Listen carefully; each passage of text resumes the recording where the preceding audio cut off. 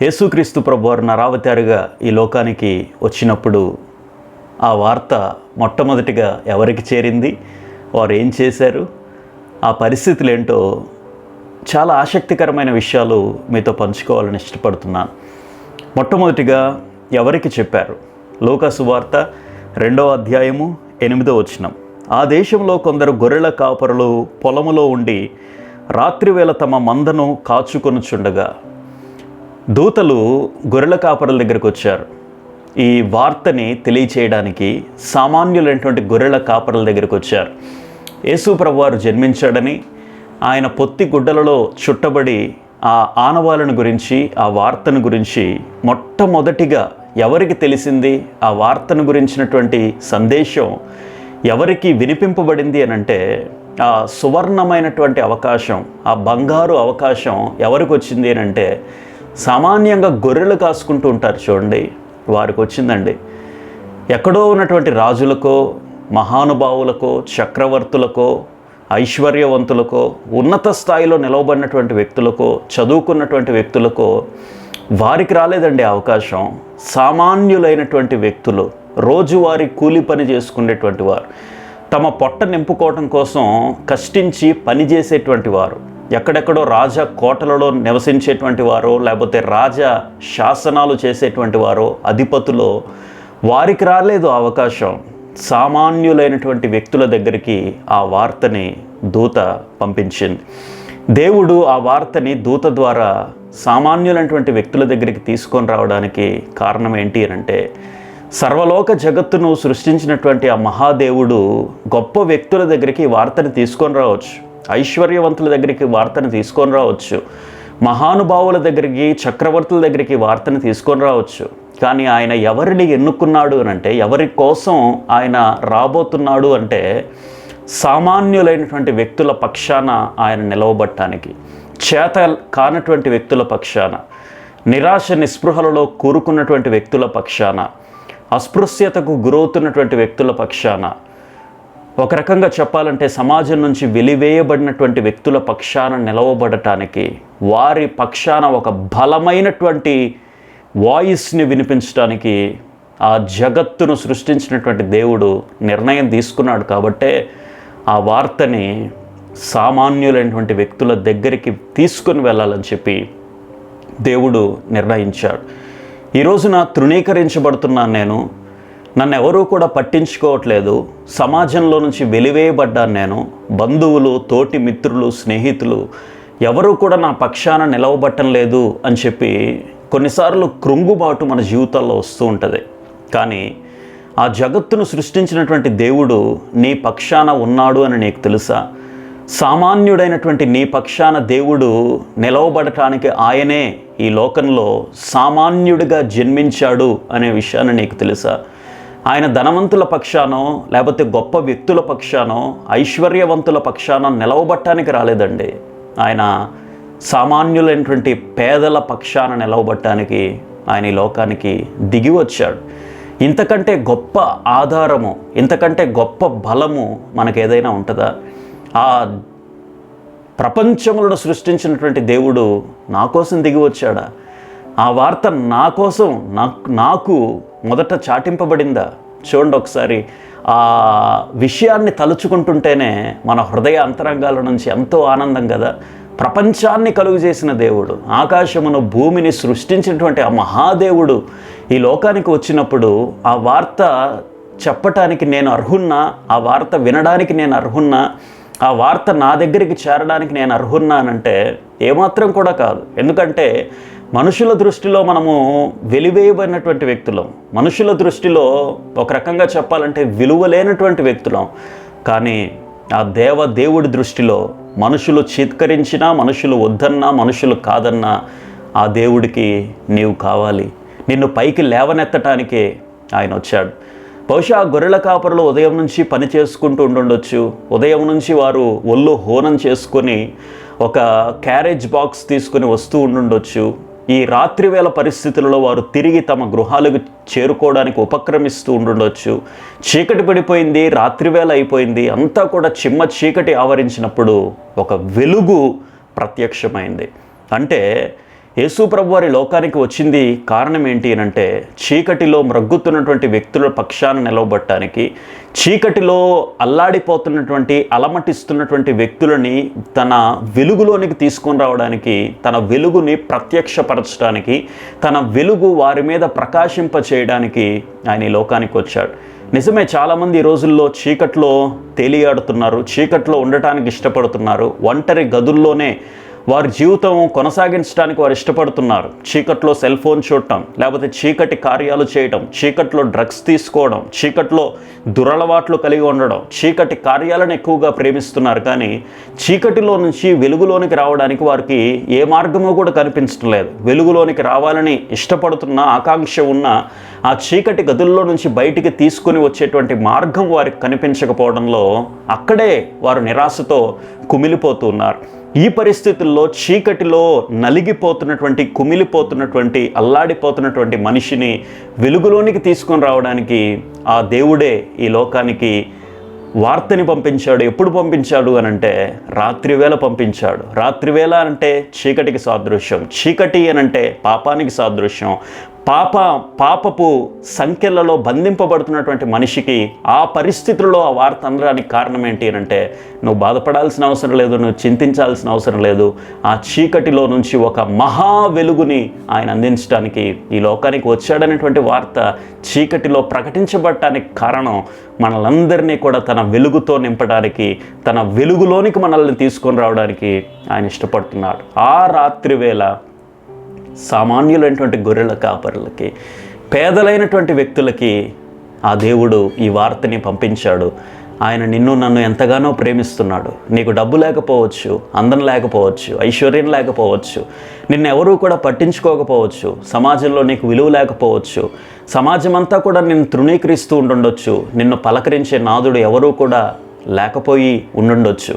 కానీ ఆ దేవుడు నీతో ముచ్చటించాలని, నిన్ను కౌగిలించుకోవాలని, నిన్ను చీకటి బంధకాలలో నుంచి బయటికి తీసుకొని రావాలని ఆ వార్తని నీ దగ్గరికి పంపించాడు. ఎంత ప్రేమామయుడు, ఎంత కనికర సంపన్నుడు, ఎంత దయార్థ హృదయుడు మన దేవుడో ఒకసారి ఆలోచించారా? ఇక్కడ ఆ వార్తని గొర్రెల కాపరులకి తెలియజేశారు. మొట్టమొదటిగా ఎవరికి చెప్పారు అని అంటే సామాన్యులకి ఆ వార్త తెలిసింది. అలాగే ఏమని చెప్పారు?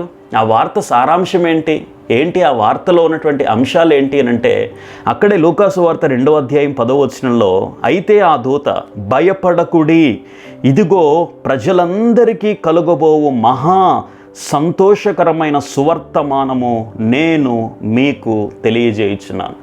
What is the message that is conveyed? ఆ మెసేజ్లో ఉన్నటువంటి సారాంశం ఏంటి?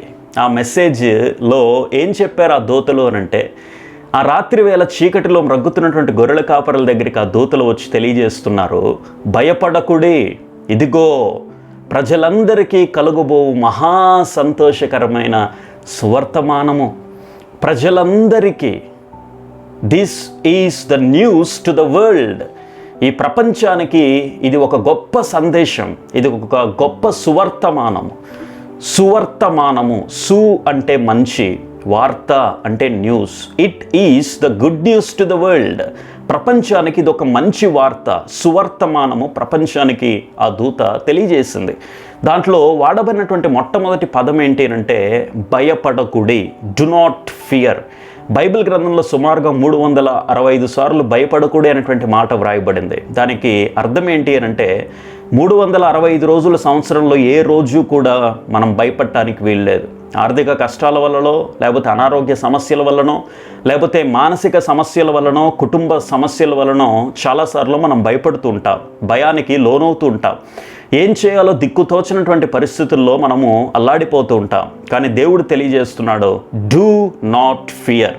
ఎంతటి కఠిన పరిస్థితులు ఎదురైనా, ఎంతటి కఠోర పరిస్థితులు ఎదురైనా, ఎంత జటిలమైనటువంటి పరిస్థితులు నీకు ఎదురైనా కానీ మనం భయపడాల్సిన అవసరం లేదు. దేవుడు ఈ లోకానికి ఉద్భవించినప్పుడు ఆ దూత తెలియజేసినటువంటి సందేశంలో మొట్టమొదటి మాట భయపడకుడి. మనం ఏ విషయాల్లో కూడా భయపడటానికి వీలు లేదు. ఎందుకోసమోనంటే మనల్ని సృష్టించినటువంటి దేవుడు మన పక్షాన ఉన్నాడు కాబట్టి, మనల్ని కలుగు చేసిన దేవుడు, తన చేతులతో నిర్మాణం చేసిన దేవుడు, రూపొందించినటువంటి దేవుడు మనతో పాటు ఉన్నాడు కాబట్టి, మన పక్షాన ఆయన నిలవబడుతున్నాడు కాబట్టి, ఎట్టి పరిస్థితులలో కూడా ఎన్ని కఠినమైనటువంటి సమస్యలు మనకు ఎదురొచ్చినప్పటికీ మనం భయపడటానికి వీలు లేదు అని చెప్పి ఆ సందేశంలో మొట్టమొదటి భాగం. ఆ తర్వాత ఇదిగో ప్రజలందరికీ కలుగుబోవు మహా సంతోషకరమైన సువర్తమానం. ప్రజలందరికీ, this is the news to the world. ప్రజలు ప్రపంచంలో అన్ని చోట్ల నివసిస్తుంటారు కదండి. ఎవరు ఆస్ట్రేలియాలో ఉంటారు, కెనడాలో ఉంటారు, యుఎస్లో ఉంటారు, యూకేలో ఉంటారు, ఇండియాలో ఉంటారు, చైనాలో ఉంటారు. అన్ని దేశాలలో వ్యాప్తి చెందినటువంటి వ్యక్తులందరినీ కూడా కలుపుకొని ప్రజలు అందరికీ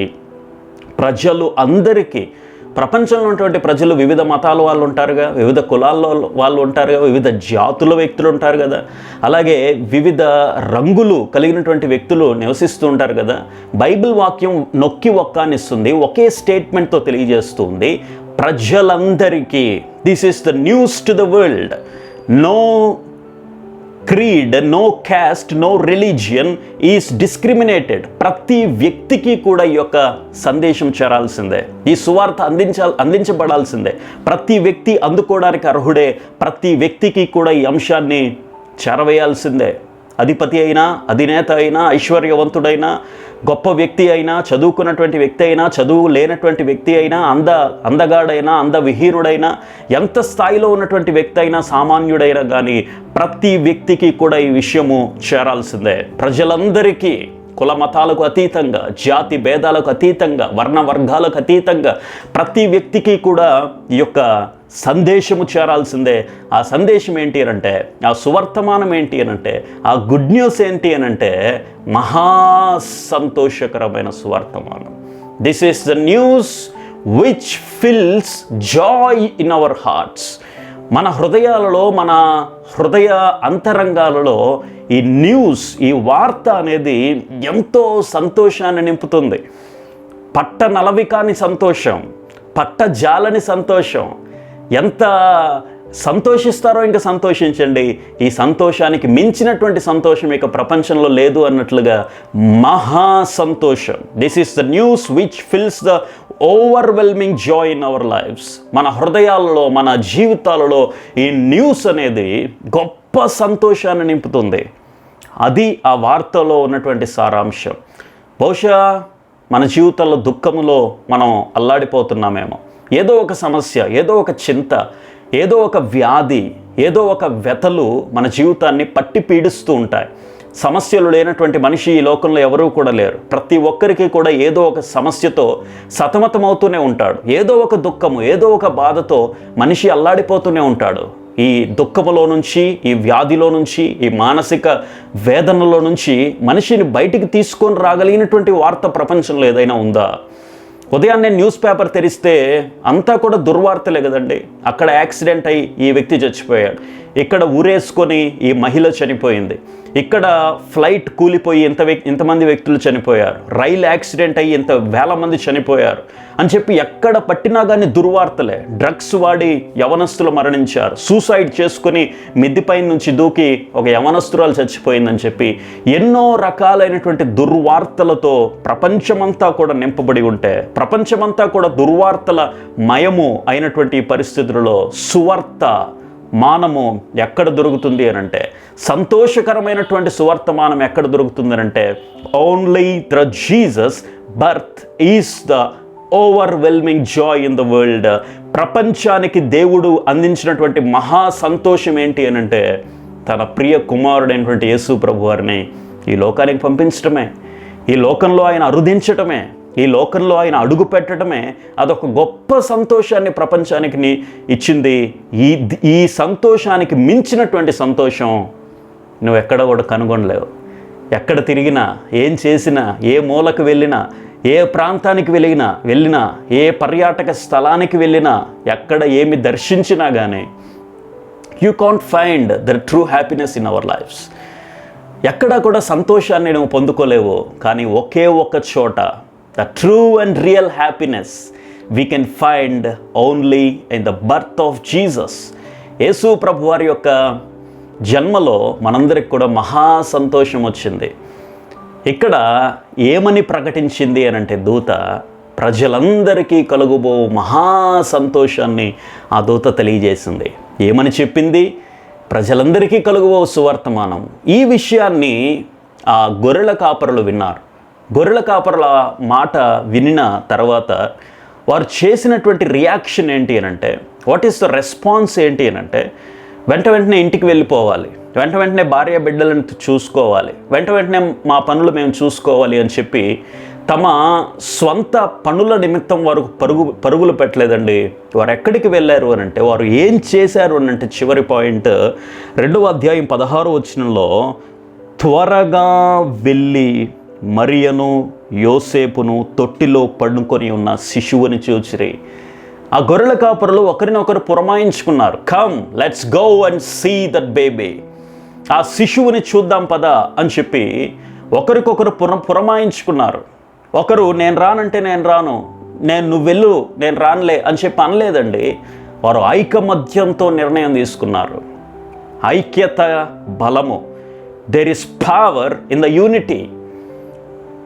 పొరపచ్చులు లేవు, పొరపాట్లు లేవు, విభేదాలు లేవు, వారి మధ్యలో భేదాభిప్రాయాలు లేవు. ఖచ్చితంగా శిశువుని చూడాల్సిందే, ఆ శిశువు దగ్గరకు వెళ్ళాల్సిందే, ఆ శిశువును దర్శించుకోవాల్సిందే అని చెప్పి వారు త్వరగా వెళ్ళారంట. పోస్ట్పోన్ చేయలేదు, ప్రొకాస్టినేట్ చేయలేదు, తర్వాత వెళ్దాంలే, రేపు వెళ్దాంలే అనుకోలేదు, గంటాగి వెళ్దాంలే, 2 గంటలాగి వెళ్దాంలే అనుకోలేదు. వారు త్వరగా వెళ్ళారట. ఎంత ఆసక్తి అండి అది. దేవుని మందిరాలకు వెళ్ళాలంటే చాలాసార్లు ఆలస్యం చేస్తున్నాం. దేవుని వాక్యం చదవాలి అని అంటే చాలాసార్లు వాయిదాలు వేస్తున్నాం. దేవుని దగ్గరికి వెళ్ళాలి అని అంటే ఏదో ఒక నిరాసక్తత, ప్రార్థన చేసుకోవాలి అని అంటే ఏదో ఒక తెలియనటువంటి ఒక నిస్సత్వం మనల్ని ఆవరిస్తూ ఉంటుంది చాలాసార్లు. కానీ దేవుని దగ్గరికి త్వరగా వెళ్ళాలి అనేటువంటి ఆకాంక్ష, ఆసక్తి చాలా గొప్పది. ఈ ప్రపంచంలో చాలా ఆసక్తులు నీకు ఉండుండొచ్చు, చాలా ఆశలు నీకు ఉండుండొచ్చు, చాలా యాంబిషన్స్ నీకు ఉండుండొచ్చు, డబ్బులు సంపాదించాలనేటువంటి కోరిక నీకు ఉండుండొచ్చు, దేవునికి డబ్బులు ఇవ్వాలి అనేటువంటి ఆకాంక్ష నీలో ఉండుండొచ్చు. కానీ నిజమైనటువంటి దేవుణ్ణి దర్శించుకోవాలి అనేటువంటి ఆశ, ఆకాంక్ష మనలో లేకపోతే ఎన్ని ఉన్నా కానీ ఆ ఆశల వల్ల ప్రయోజనం లేదు.